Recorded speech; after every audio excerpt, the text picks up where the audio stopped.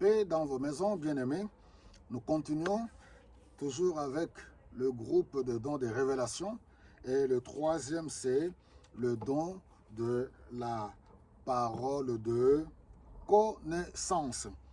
Et je rappelle encore, priez, cherchez l'intimité avec le Saint-Esprit pour qu'il vous révèle le don qu'il vous a donné pour l'utilité commune, pour le corps du Christ, l'Église dont nous sommes membres.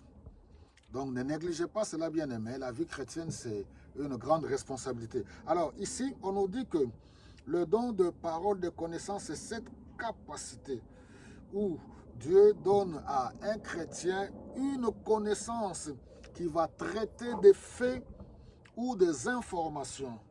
Elle permet à un chrétien de connaître dans le détail une situation particulière qui ne connaîtrait pas par des moyens normaux.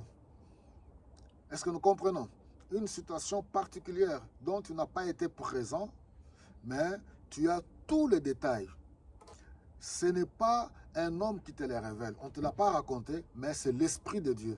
C'est cette capacité que Dieu te donne de pouvoir recevoir les informations dans les détails. Alors, pratiquement, on prend l'exemple le plus connu. Nous sommes dans les Actes des Apôtres. Au chapitre 5, on nous dit, c'est l'histoire, l'épisode d'Anania et Saphira. On nous dit, mais un homme appelé Anania, dont la femme se nommait Saphira, vendit d'accord avec elle un terrain qui leur appartenait. N'oubliez pas, les chrétiens de la première église, ils ont tout mis ensemble pour partager.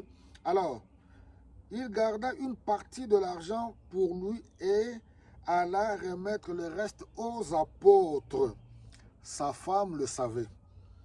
Alors Pierre lui dit, directement en ce moment-là, Pierre, directement, le don de la parole de connaissance entre en action. L'Esprit le révèle. Pierre lui dit, Anania, pourquoi Satan a-t-il pu s'emparer de ton cœur? Tu as menti au Saint-Esprit et tu as gardé une partie de l'argent rapporté pour ce terrain. Waouh! Le Saint-Esprit révèle à Pierre. Et directement, il dit, pourquoi Satan t'a menti? Il s'est emparé de ton cœur. Tu t'es mis d'un commun accord avec ta femme. Tu as gardé une somme d'argent. Et pourtant, c'était ton terrain. C'était votre bien. Vous étiez libre. Personne ne vous a imposé, personne ne vous a obligé. Et tu as menti au Saint-Esprit. Une preuve de plus encore, quand on a commencé, qui est le Saint-Esprit? Le Saint-Esprit est Dieu. Il dit, tu as menti au Saint-Esprit et tu as gardé. Avant que tu le vendes, il était à toi. Et après que tu l'as vendu, l'argent t'appartenait. N'est-ce pas? Comment donc as-tu pu décider de commettre une telle action? Ce n'est pas à des hommes que tu as menti, mais à Dieu. Vous pouvez lire jusqu'au verset 11. Et non, il faut que je continue. Au verset 5, on dit, en attendant ces paroles, Anania tomba et mourut sur place. Lisez jusqu'au verset 11. Il y en a beaucoup qui sont morts spirituellement dans l'église. Le mensonge, c'est tellement dangereux. L'auteur, comme nous présente dans Jean chapitre 8, sauf erreur, le verset 44, que Satan, le diable, est le père du mensonge. Il est menteur dès le commencement. Il ne sait pas se tenir dans la vérité. Alors, le monde dans lequel nous vivons, c'est un monde du mensonge. Les hommes mentent leurs femmes, les femmes mentent, les parents, les enfants mentent. C'est-à-dire qu'un monde de menteurs, les politiciens, les grands menteurs. On est dans un monde, c'est pour cela, Jésus-Christ dit, je suis le chemin, la vérité et la vie. Un monde du mensonge. Les gens se roulent matin, midi. Personne ne sait se tenir dans la vérité.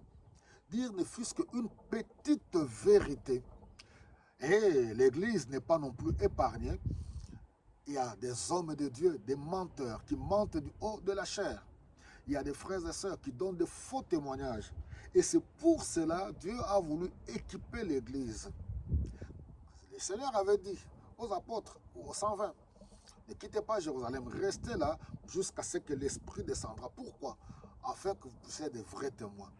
Équipés par la puissance du Saint-Esprit, il y a les manifestations des dons de l'Esprit C'est pourquoi, pour combattre, pour faire avancer le royaume de Dieu. Bien-aimé, voilà, il se peut que tu as ce don de la parole de connaissance, mais c'est un don, tout le don s'entretient dans une vie de crainte de Dieu, dans une vie de sanctification, dans une vie d'intimité avec le Saint-Esprit. Un vrai enfant de Dieu ne vit plus n'importe comment. Un vrai enfant de Dieu ne se livre plus en n'importe quoi. Il se garde, il est mis à part. Être saint, c'est mis à part pour être ce vase d'honneur pour une utilité particulière. Voilà, priez le Seigneur. Ma prière est que vous qui me suivez, que chacun de vous, qu'il puisse recevoir la révélation au minimum d'un don qu'il a pour l'utilité. Sinon, vous privez le corps de Christ de ce don, de ce bien que Dieu vous a accordé. Soyez bénis.